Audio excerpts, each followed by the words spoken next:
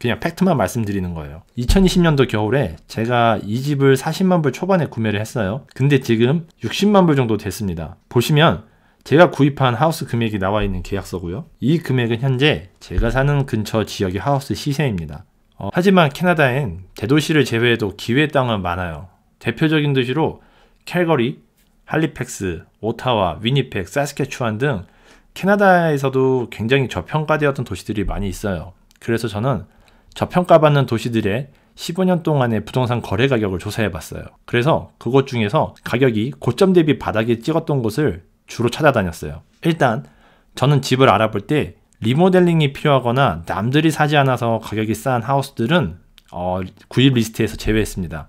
왜 제외했냐면 제외한 이유는 잘못 고르는 순간 폭탄을 맞을 수 있어요. 이런 경우는 흔치 않은데 집을 샀는데 파운데이션이라고 하는 집의 기반이 되는 콘크리트 바닥 구조물이 있어요.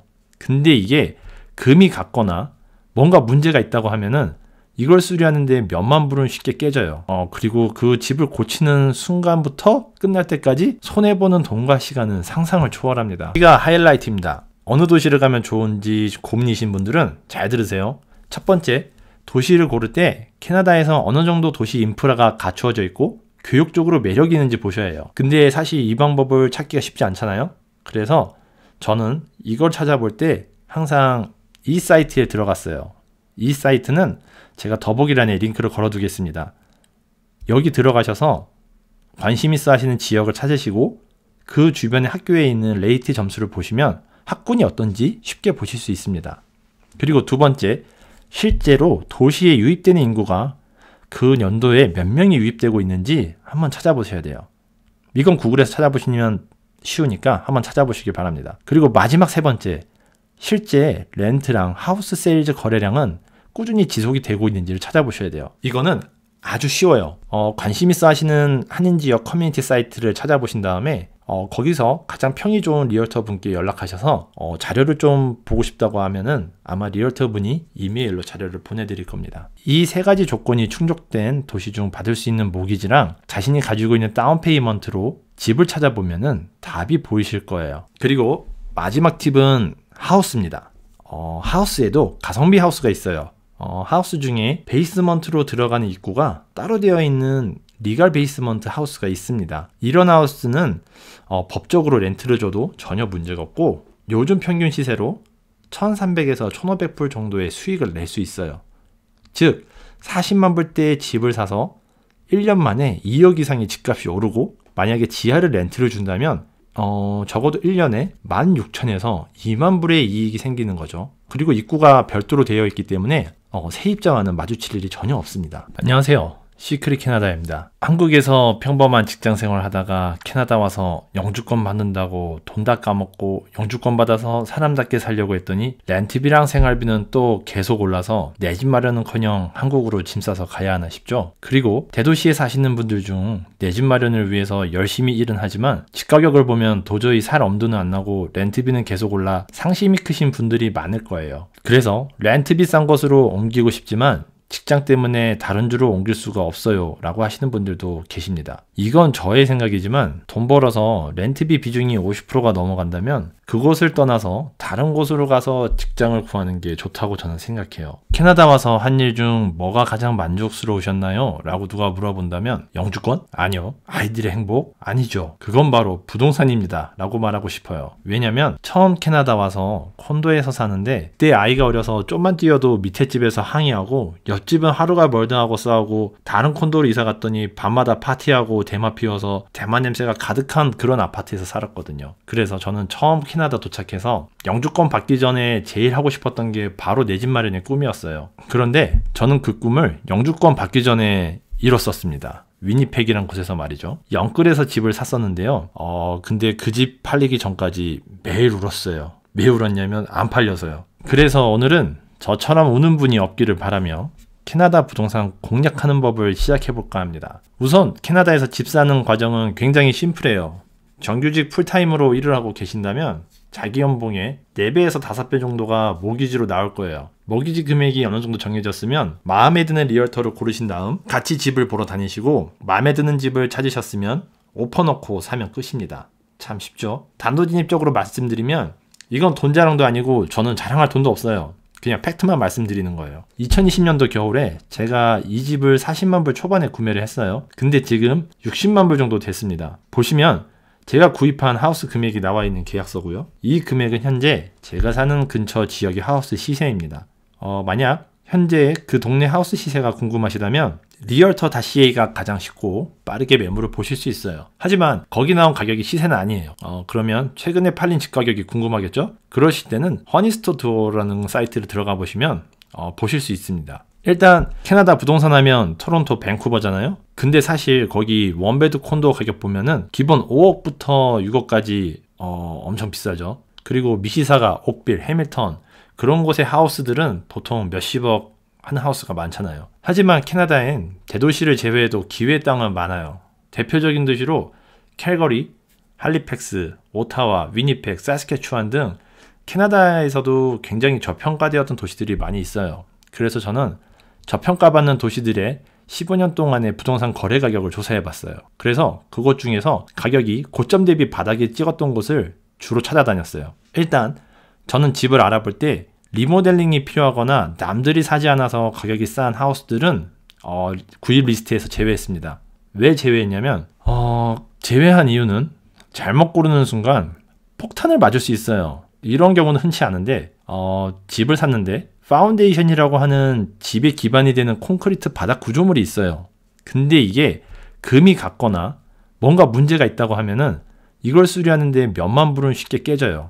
그리고 그 집을 고치는 순간부터 끝날 때까지 손해보는 돈과 시간은 상상을 초월합니다. 그래서 2020년 당시에 저는 스트레스 받지 않고 집 상태도 좋은 지역만 계속 찾아본 결과 그때는 런던, 오타와 그리고 캘거리로 추려졌었어요. 그 당시까지만 해도 세 지역 모두 가격이 비슷했는데 현재는 런던, 오타와, 캘거리 모두 많이 올랐죠. 하지만 지금 고금리로 인해 또다시 올해 기회가 올 것 같습니다. 그 기회가 왔을 때 어떻게 잡아야 하느냐, 또 어느 지역이 좋으냐라는 걸 고민하시는 분들을 위해서 제가 몇 가지 팁을 드릴게요. 일단 저는 기존에 만들어진 집보다 그 당시에 커뮤니티에 새로 짓는 집 중에서 가장 프로모션을 많이 해주는 빌더를 선택했어요. 그 당시 제가 받았던 혜택은 일단 베이스먼트를 마감하는 걸 공짜로 해줬어요. 바닥재랑 캐비넷, 보너스룸 이런 것들을 다 공짜로 해줬습니다. 그래서 이 공짜로 해준 거의 가치를 돈으로 따지자면 거의 한 4만 불 정도 되는 가치를 프로모션으로 받았던 것 같아요. 일단 새 집들은 다 지어지기 전까지 입주일이 정확히 정해지지 않는 점이 리스크로 작용하지만 그 부분만 해결된다면 저는 가장 매력적이지 않나라는 생각을 합니다.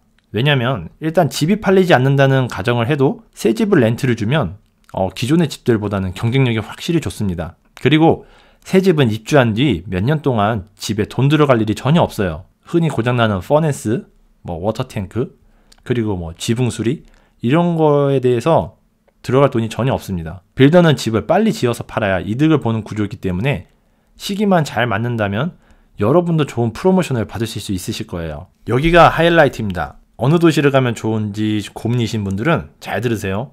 첫 번째, 도시를 고를 때 캐나다에서 어느 정도 도시 인프라가 갖추어져 있고 교육적으로 매력이 있는지 보셔야 해요. 근데 사실 이 방법을 찾기가 쉽지 않잖아요.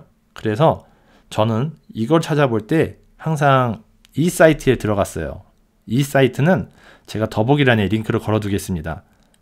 여기 들어가셔서 관심 있어 하시는 지역을 찾으시고 그 주변의 학교에 있는 레이트 점수를 보시면 학군이 어떤지 쉽게 보실 수 있습니다. 그리고 두 번째, 실제로 도시에 유입되는 인구가 그 연도에 몇 명이 유입되고 있는지 한번 찾아보셔야 돼요. 이건 구글에서 찾아보시면 쉬우니까 한번 찾아보시기 바랍니다. 그리고 마지막 세 번째, 실제 렌트랑 하우스 세일즈 거래량은 꾸준히 지속이 되고 있는지를 찾아보셔야 돼요. 이거는 아주 쉬워요. 관심 있어 하시는 한인 지역 커뮤니티 사이트를 찾아보신 다음에 거기서 가장 평이 좋은 리얼터 분께 연락하셔서 자료를 좀 보고 싶다고 하면은 아마 리얼터 분이 이메일로 자료를 보내드릴 겁니다. 이 세 가지 조건이 충족된 도시 중 받을 수 있는 모기지랑 자신이 가지고 있는 다운 페이먼트로 집을 찾아보면은 답이 보이실 거예요. 그리고 마지막 팁은 하우스입니다. 하우스에도 가성비 하우스가 있어요. 하우스 중에 베이스먼트로 들어가는 입구가 따로 되어 있는 리갈 베이스먼트 하우스가 있습니다. 이런 하우스는 법적으로 렌트를 줘도 전혀 문제가 없고 요즘 평균 시세로 1300에서 1500불 정도의 수익을 낼 수 있어요. 즉 40만 불대의 집을 사서 1년 만에 2억 이상의 집값이 오르고, 만약에 지하를 렌트를 준다면 적어도 1년에 16,000에서 2만 불의 이익이 생기는 거죠. 그리고 입구가 별도로 되어 있기 때문에 세입자와는 마주칠 일이 전혀 없습니다. 제 이야기를 들으시고 이렇게 묻는 분들도 계실 거예요. 그럼 지금 집을 사야 하나요? 사실 저는 그 질문에 예, 아니오라고 말씀을 못 드리겠어요. 하지만 무리한 투자 목적이 아닌 내가 살고자 하는 집이라면 분명 좋은 시기에 좋은 집을 고르실 수 있을 거라 믿습니다. 저도 역시 그랬고요. 사실 열심히 돈 벌어서 한 달에 렌트비로 3,000불을 내야 한다고 생각하면 너무 아깝잖아요. 그리고 대도시일수록 집 사는 건 너무 어려운 것 같아요. 그래서 저는 캐나다 땅을 일종의 게임 필드라고 생각했어요. 오래전부터 그곳에서 사냥을 해서 자리 잡은 고렙 캐릭터들이 많은데 이제 막 게임을 시작한 제가 거기에서 어떻게 살아남을 수 있을까요? 그런 생각을 자주 했죠.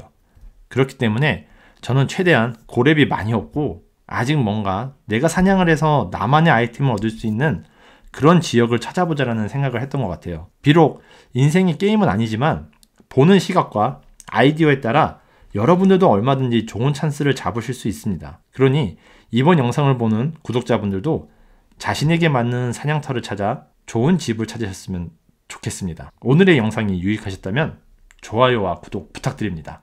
감사합니다.